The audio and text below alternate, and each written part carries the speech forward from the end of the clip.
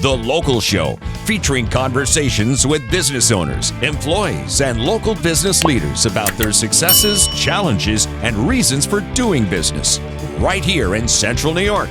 The Local Show is locally produced by Zoe Advertising.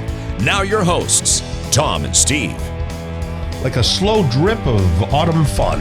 It's Tom and Steve from The Local Show, and we're happy to have you along. Thanks for spending slow quality drip time. of autumn fun. Well, I was thinking of maple syrup, and then I started thinking of dripping and all that type of stuff. You know, I haven't been doing carbs. That's a lie because, I've kind of abandoned everything. Well, you're a carnivore and you cheat. Yeah, Is that a fair way to put it? Now I just, life got in the way. But you're not like eating healthy. A bowl of macaroni salad tonight. No, nothing like that. Okay, yeah. But, and I was never a big pancake guy, ever.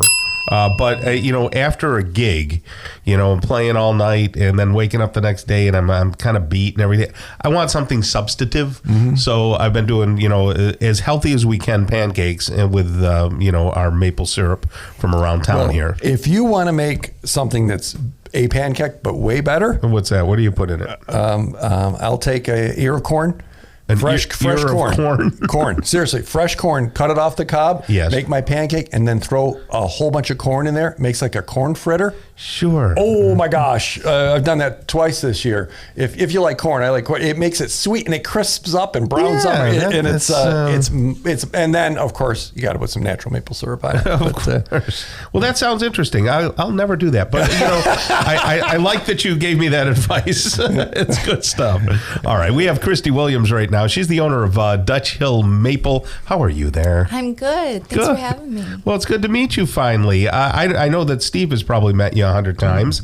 He keeps me away from clients because I'm me. Obviously. But, I'm better looking and he doesn't want people, getting on me. But, I see you everywhere. I see Dutch Maple everywhere. We went out to the apple orchards. My wife had her 75th birthday.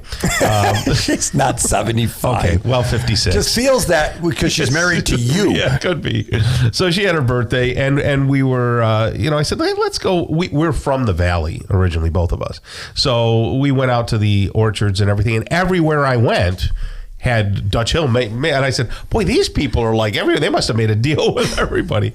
So you do a lot of marketing, do you? We do. Yeah, we like to, try and get out into our local area and even, spread further than that to make it easier for people to get our products. Is that all you guys do on your farm is maple syrup, or do you do other things? Maple syrup and maple confections. So like maple candy, maple cream, maple sugar, all that. How long have you been involved with that, or your family's been involved? So my husband grew up making maple syrup. It was kind of a yearly family tradition. On that property or somewhere else? Over the hill on Dutch Hill Road. Okay. Yes. So it started as a family tradition. And then my husband and I actually went to school together. So I kind of came into the picture after high school. What'd you go to school for?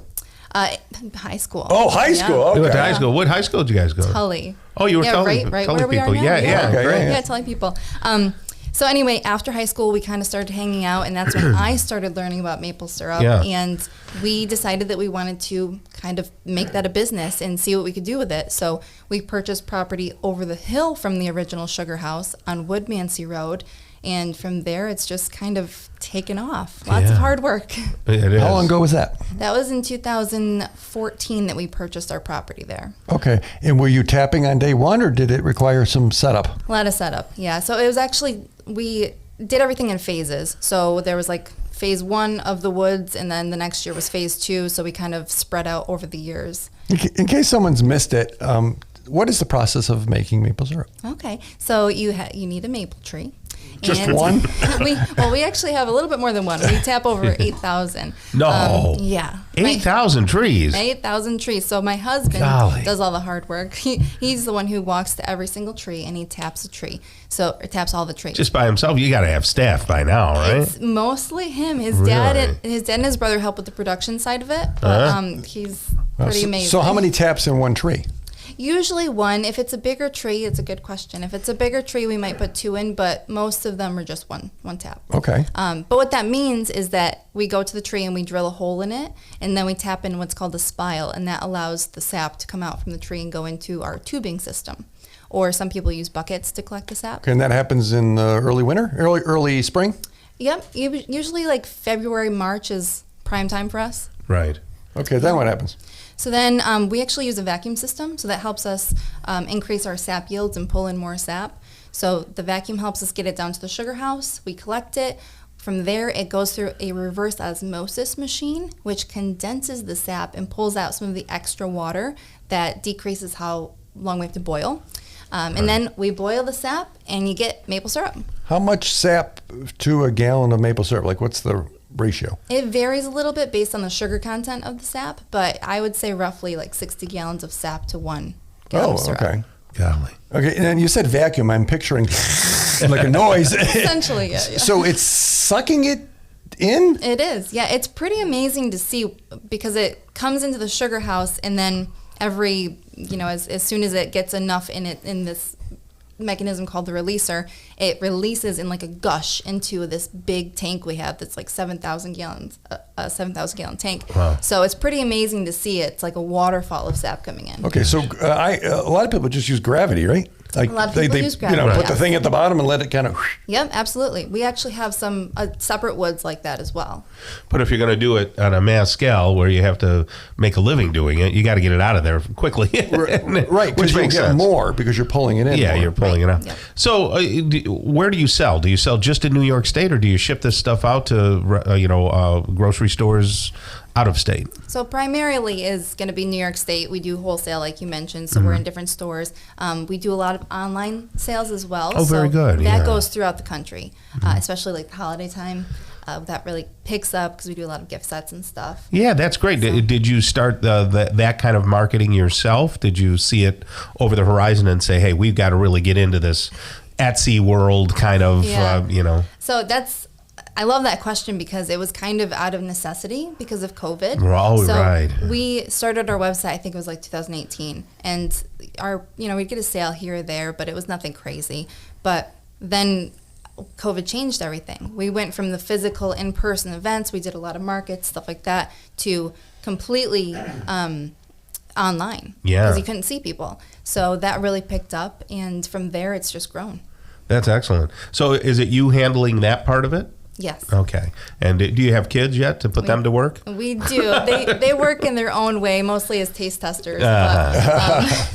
But yeah, they're still pretty young. Yeah. So maple products that you have other than maple syrup on the pancakes, what else do you do? So as you said, syrup. We have maple candy. That's always a favorite. How do you make maple candy? Is it just maple? It's just maple. So with the candy, maple cream, and maple sugar, it's just maple. And all you do is you boil finished syrup further to a target temperature, and then you let it cool to another target temperature, and then you stir it. And then depending on those temperature variations, you get the finished product. So you get candy if you put it into the little molds, You get sugar if you use the specific temperatures for that. You really stir the heck out of that. And then you get cream if you let it cool quite a bit. Maple. So how do you make maple cream? Have you had maple cream, Tom? I have not. That's like my that's favorite. not true. Over at the fair, I tasted it. It was super sweet. Like you got to be careful. Cream is like the hidden gem of the maple world because a lot of people don't know about it. But once you find out about it, it's addicting. Yeah. Yeah, no, I like careful how the much you maple take. cream was delicious. So DutchHillMaple.com, Yep. they can find out things they didn't even want to know. And if you're part of Onondaga Grown here, if you want to buy local, it didn't go anywhere. You made it. It's there. DutchHillMaple.com. Yes, thank you. Thank you, Christy, and you have a great rest of the day.